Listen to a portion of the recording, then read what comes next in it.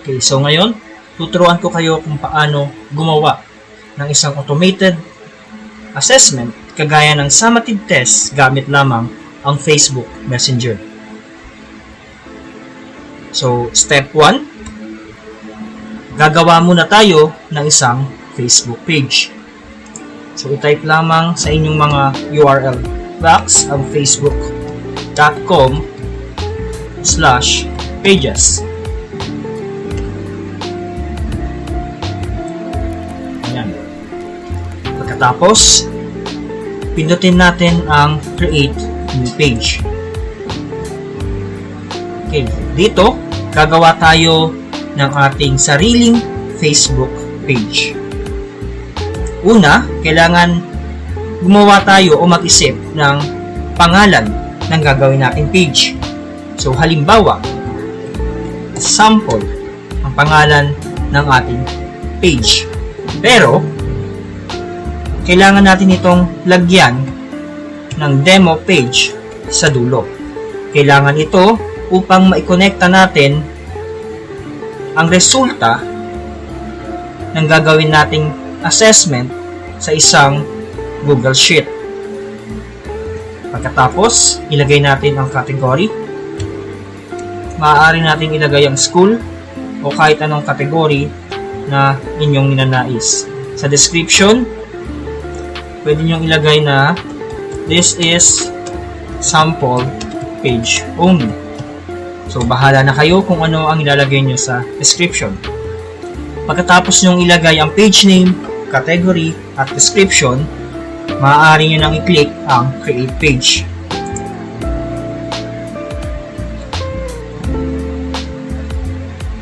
Maghintay lang sandali.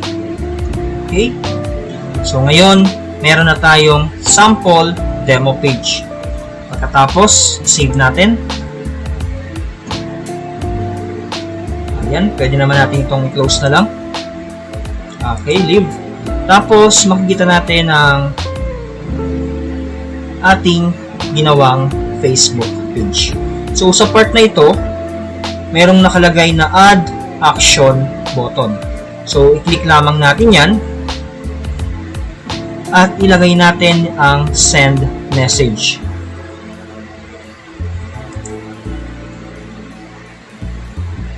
At i-click ang Save. Okay, sa pagkakataong yan, ina-allow natin ang mga bibisita sa ating Facebook page na makapag-send ng mensahe gamit ang Facebook Messenger. So ngayon, meron na tayong Facebook page. Tutungo naman tayo sa step 2. Magbukas ng panibagong tab sa inyong mga browser at i-type ang chatrace.com.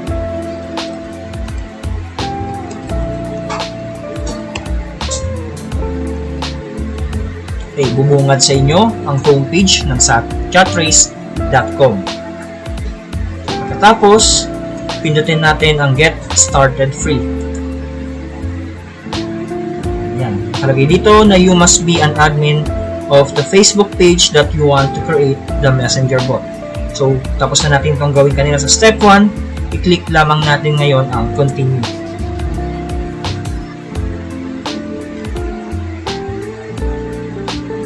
Continue ulit para mailink natin ang Facebook page na ginawa natin kanina sa ating Chatrace. So kung makikita nyo, meron na akong ginawang dalawang sample o dummy Facebook page. So yung ginawa natin kanina ay ang sample demo page.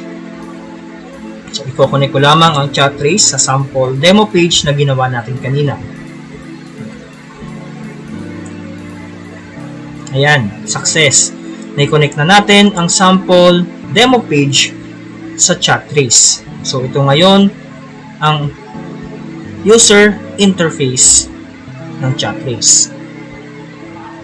So, sa makikita nyo dito, meron tayong analytics, inbox, flows, contacts, etc. etc. So, bago tayo magpatuloy sa paggawa, magbukas muna kayo ng panibagong tab.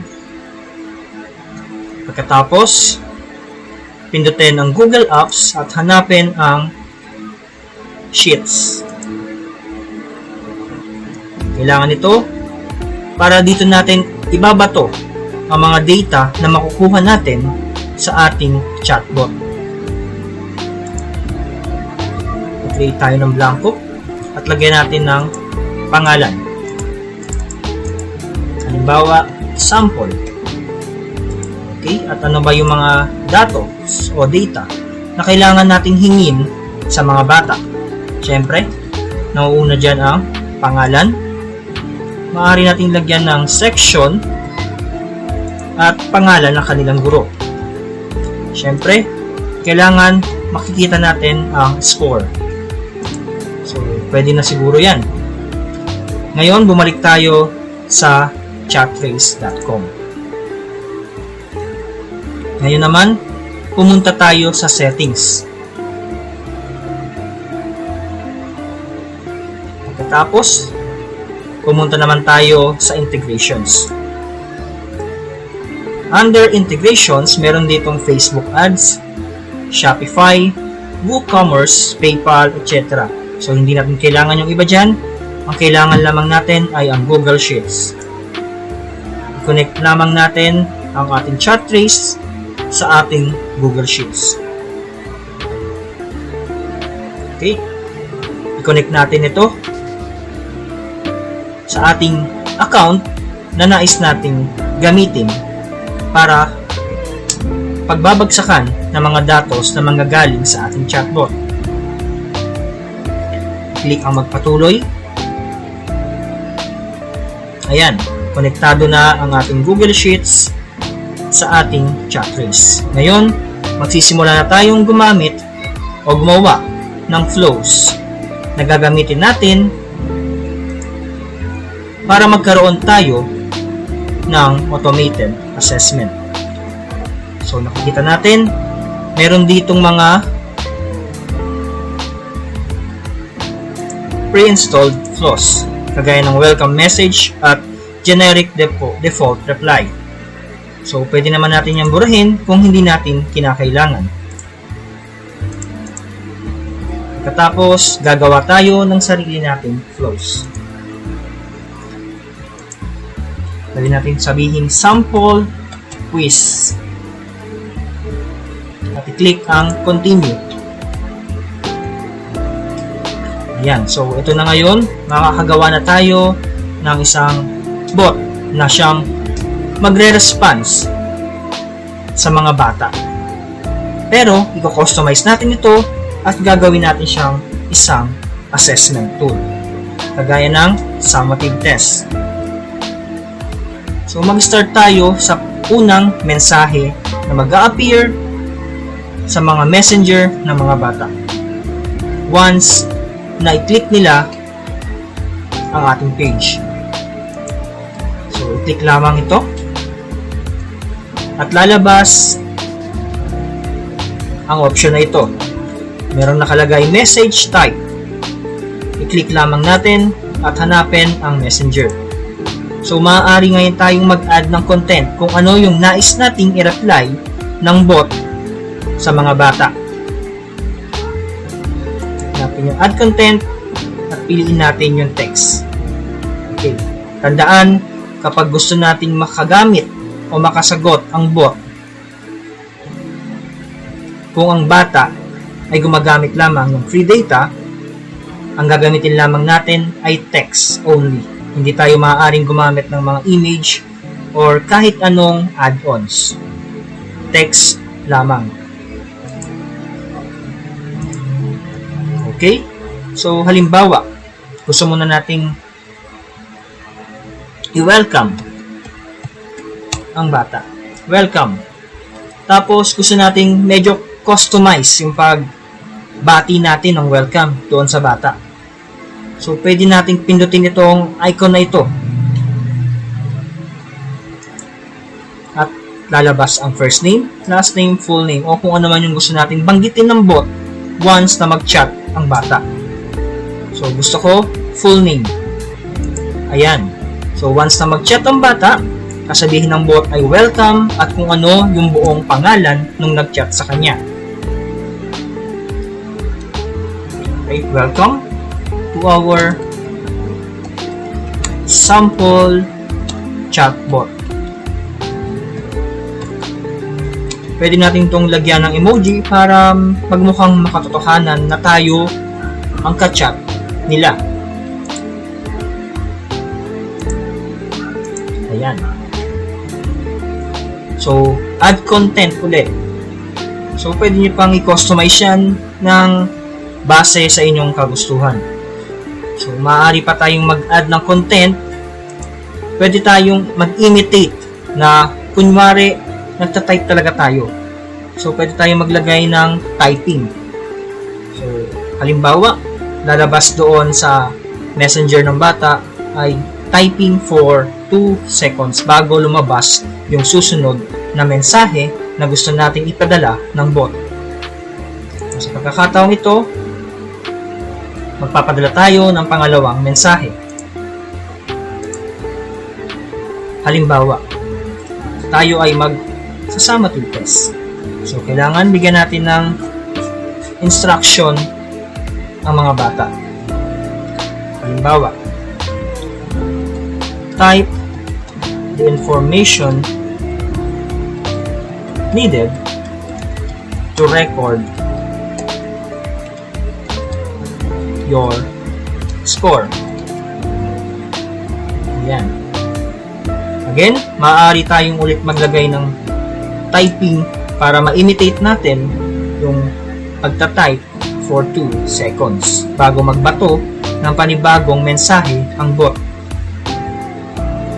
Ngayon, add content.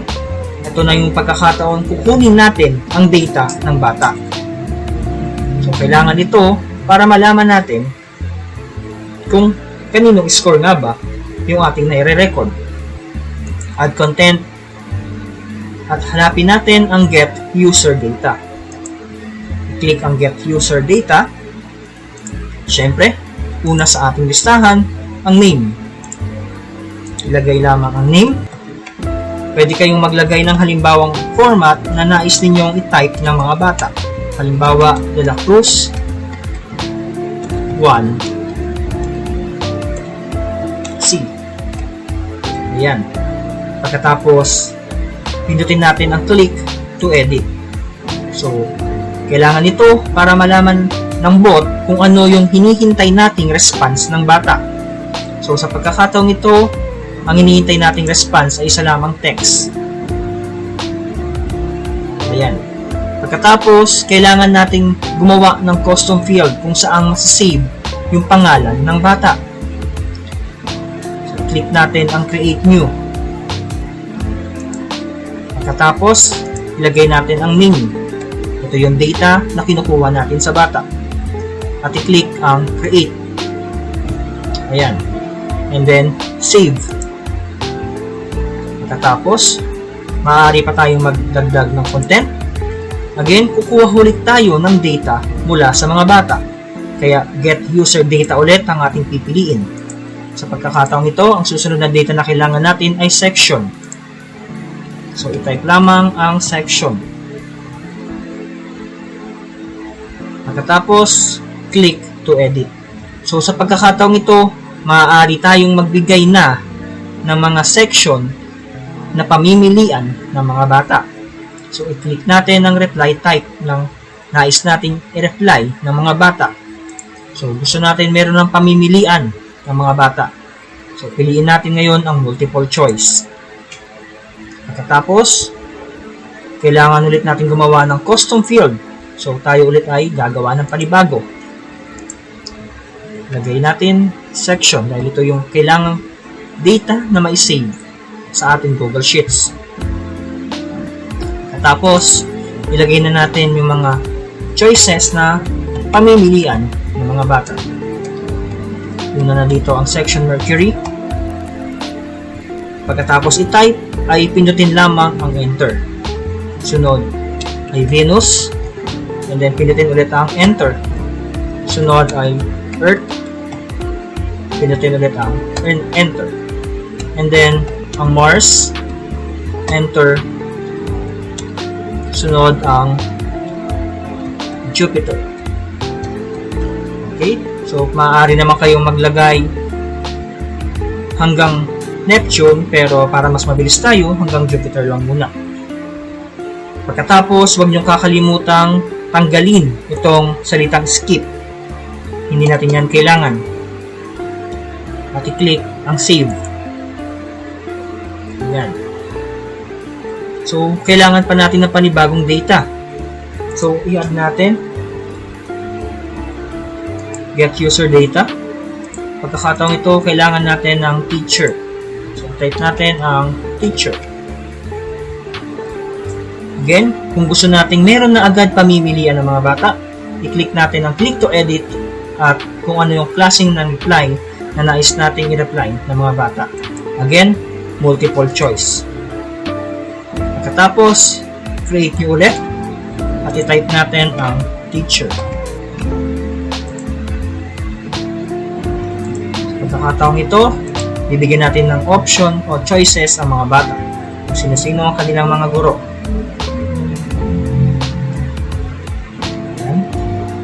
Enter.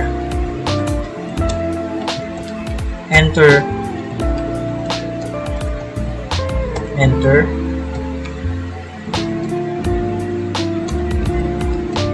Enter. Okay?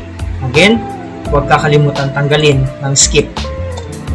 At i-save.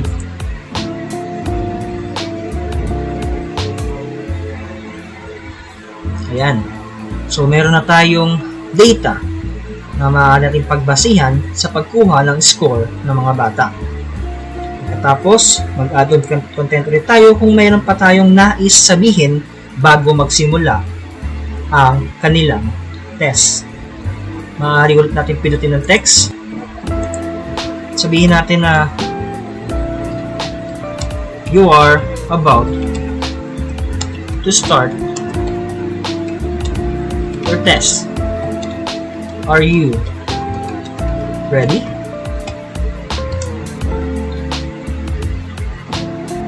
Maaari tayong magdagdag ng button kung ano yung i-reply ng bata.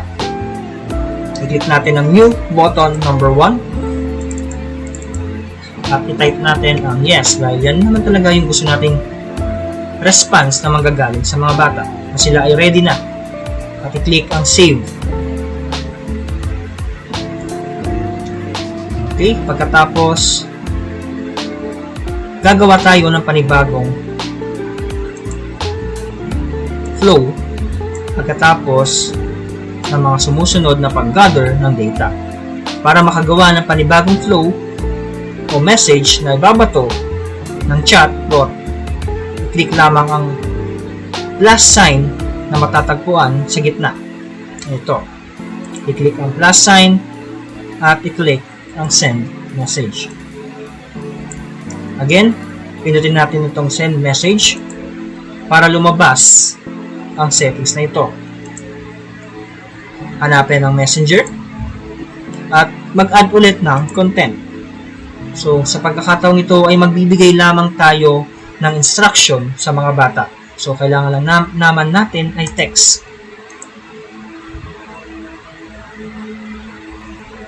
Okay. Pwede natin i-type direction. Choose the letter of the correct answer.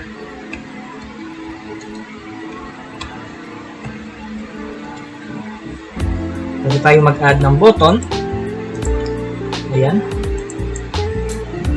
Pwede natin lagyan ng start para makapagsimula sila sa kanilang summative test o kung ano man yung assessment na nais natin ibigay sa mga bata. Pero, huwag niyong kakalimutan na idugtong ang unang mensahe na ito sa pangalawang mensahe. So, paano ba yon? Makikita natin na nilagyan natin ng button na yes. So, ibig sabihin yan, pag pinindot o kinilik ng mga bata ang button na yes, ito ang isusunod na i-reply ng bot. So, kailangan nakakonekta. Kaya siya tinawag na flows. Again, mula dito sa button na yes ay merong bilog. Iko-connecta lamang natin ito sa pangalawang mensahe na ibabato ng bot. Okay? Ayan, nakakonect na siya. Once na pindutin ng bata ang yes, ito na ang mensaheng ibibigay ng bot. Ngayon, magbabato ulit tayo ng panibagong mensahe. Sa pagkakataong ito ay isa ng tanong. Okay? Again, pag pinindot ng bata ang start, kailangan magbabato na ng panibagong mensahe ang bot. Kaya kailangan nakakonekta ang start sa susunod na mensahe. Click natin ito at piliin ulit ang messenger. So ngayon, kailangan natin gumawa ng tanong. So ang kailangan natin piliin ay get user data dahil kailangan natin kunin yung correct answer na isasagot ng bata. At maaari na natin i-type ang question. Halimbawa,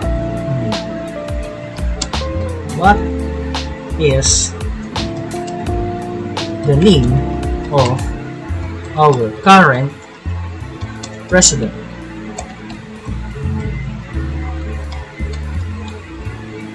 Ayan. So, gusto natin multiple choice. So, pinutin ulit natin ang click to edit. Hanapin ang multiple choice at create new para makagawa ng panibagong custom field na isa-save natin sa data. So, lagay lamang natin number 1 dahil ito ay question number 1. Create. Ayan. Pagkatapos ay magbigay na tayo ng choices. Letter A, Rodrigo Duterte. Enter. Letter B, Lenny.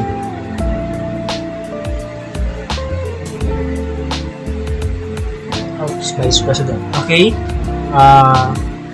Pwedeng si Fidel V. Ramos. Enter. Letter C, Era Estrada. Okay. Again, huwag kakalimutan tanggalin ng skip. At i-save. Ayan.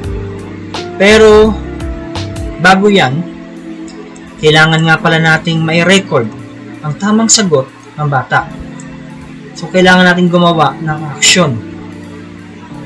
So, i-click natin ulit ang plus sign at hanapin natin ang action. I-click ang action. Again, lalabas itong action number 1. I-click lang lamang natin yan at tayo ay mag-add content. I-click ulit ang actions at hanapin ang set custom field. Pindutin ang set equal to.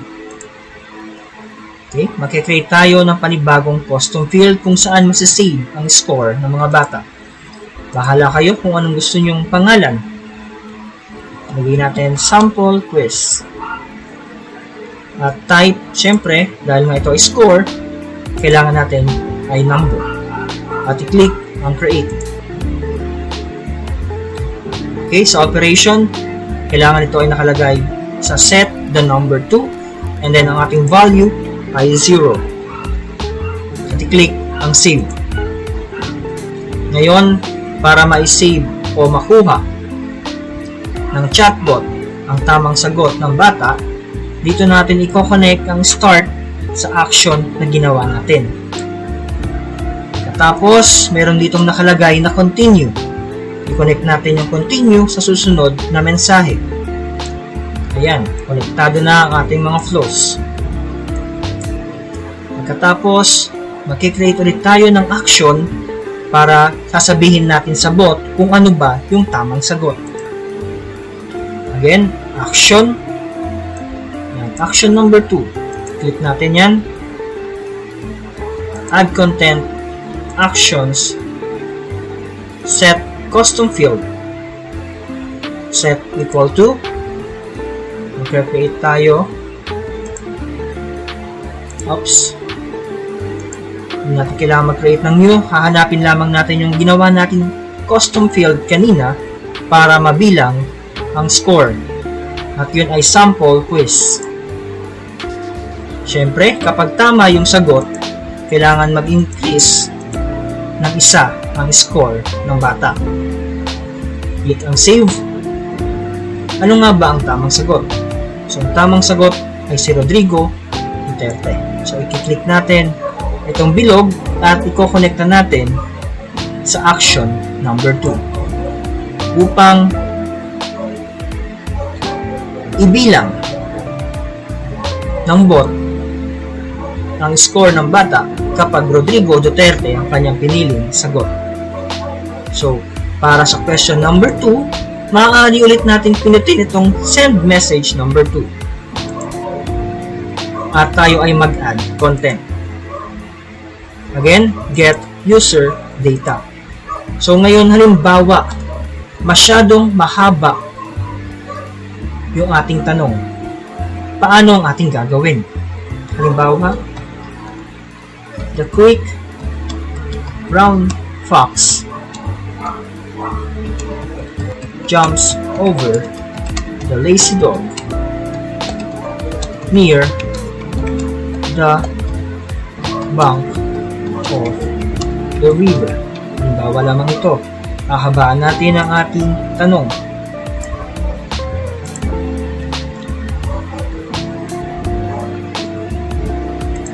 Pag masyado nang mahaba ang ating tanong,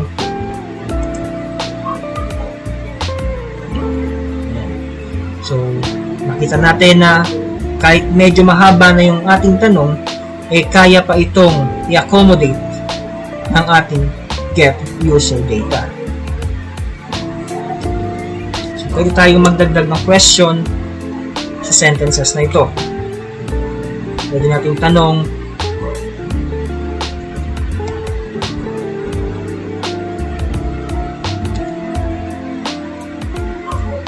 who jumps over the lazy dog?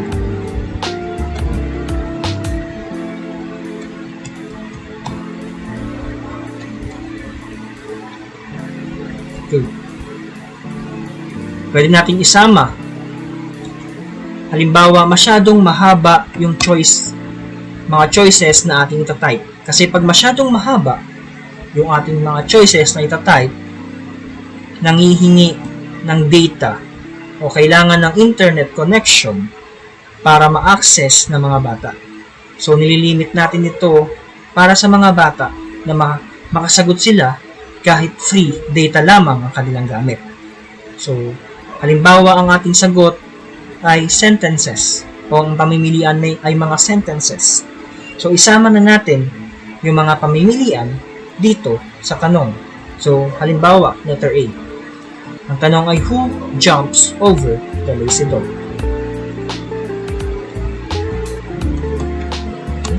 Halimbawa, ang ating sagot ay isang sentence. O ang ating isa sa mga choice natin ay sentence. A quick brown fox. Okay? And then letter B. The bank of the river. Letter C. The lazy dog. Okay. Saka natin ngayon pinutin ang click to edit. Again, kailangan nating maging sagot ng bata ay multiple choice. Pagkatapos tayo ay number 2 na, kailangan natin gumawa ng panibagong custom field na number 2. At i-click ang create. Pagkatapos, since kasama na ng tanong ang mga choices, ang ilalagay lamang natin dito ay A, B, or C. Nang sa ganon, ay hindi na kailangan pa na mayroong internet connection ng mga bata para makasagot sila. Kasi kapag masyado nang mahaba yung mga choices na nilagay natin dito, kinakailangan ng mayroong internet connection. So, binigyan ko kayo ng idea kung paano ang inyong gagawin kung sakaling masyado nang mahaba ang mga choices na inyong ginawa. Again, tanggalin natin yung skip at i-click ang save. Ayan. So ngayon, sasabihin ulit natin sa bot kung ano yung tamang sagot. So hindi na natin kailangan mag-create pa ng panibagong custom field. Ang gagawin na lamang natin ay kakopy natin ito. So paano nga ba ito i-copy? Itutok lamang ang inyong mga mouse cursor at mayroong lalabas namang option sa itaas. Pindutin natin ang duplicate. Ibaba natin. At ano nga ba ang tamang sagot? Siyempre, ang letter A. Ang The Quick Round Fox. Connect natin ang letter A sa custom field na ginawa natin para ibibilang siyang tamang sagot ng bot. Halimbawa, tapos na ang ating ginawang summative test. So, gusto na natin ipaalam sa bata kung ano ang kanyang score. So, i-click ulit ang plus at i-click ang send message. I-click ang messenger, add content, and then text. Halimbawa, congratulations.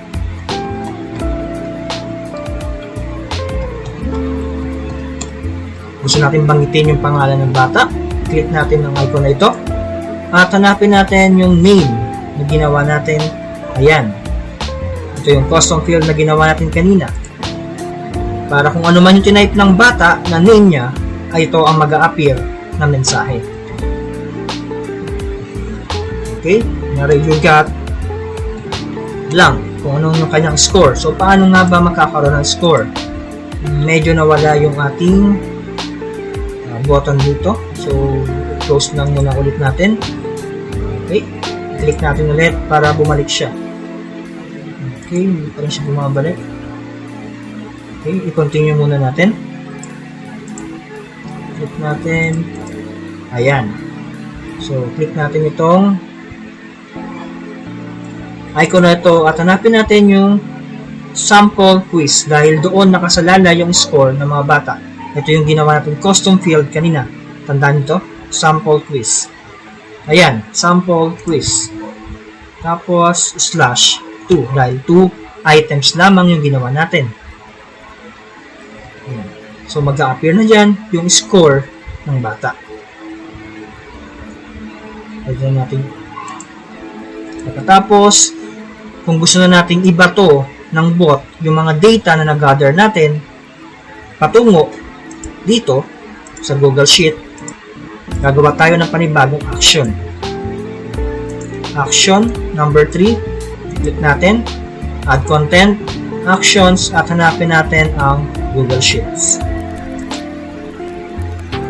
Hanapin tayong Google Sheets, and then Google Sheets, send data, hanapin natin yung sample. Ito, sample. Siyempre, siya ay nasa worksheet 1 lang naman. Ayan. Ito yung laman ng ating sheet, ng ating Google Sheet. Name, section, teacher, at score. So, sa name, syempre, ang gusto natin lalabas dyan ay name. Huwag niyong pipiliin yung first name, hindi yan ang kailangan natin. Ang kailangan natin yung custom field na ginawa natin. Ayun ang name. Pagkatapos, hanapin natin yung section na ginawa natin yung custom field kanina. Teacher, hanapin natin ang teacher. And then, yung score, syempre, ito yung sample quiz. At i-click ang save. Ngayon, kailangan i-connect natin yung huling mensahe dito sa huling action. Ayan. Pagkatapos, pindutin natin ang publish. Okay na ang ating flows. Bumalik tayo ngayon sa homepage. At pumunta tayo sa settings. Okay, so default reply, syempre yung flows na ginawa natin. Yung sample quiz. Para pag nag-chat ang bata, ito yung i-reply ng bot sa kanya. Sample quiz. At i-click natin ang save. Tapos, bumalik tayo sa analytics. At kopyahin natin ang messenger link na ito. Copy. Ayan ang i-send natin sa mga bata. Ngayon, subukan nating magsagot.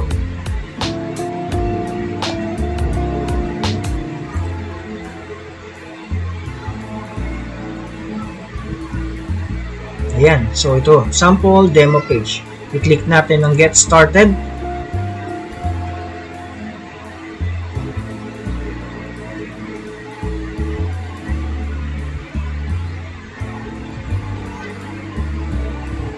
Okay, mukhang hindi nag-response. Bumalik tayo sa Analytics. Sa Settings, pumunta tayo sa Channels at Facebook Messenger. Hanapin natin ang welcome message. At hanapin natin ang sample quiz. At i-click natin ang Save. Ayan. At muli natin i-type ang Get Started.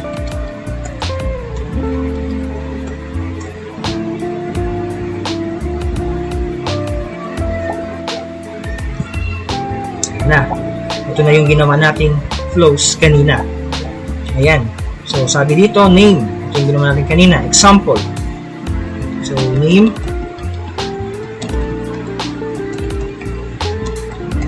At send natin.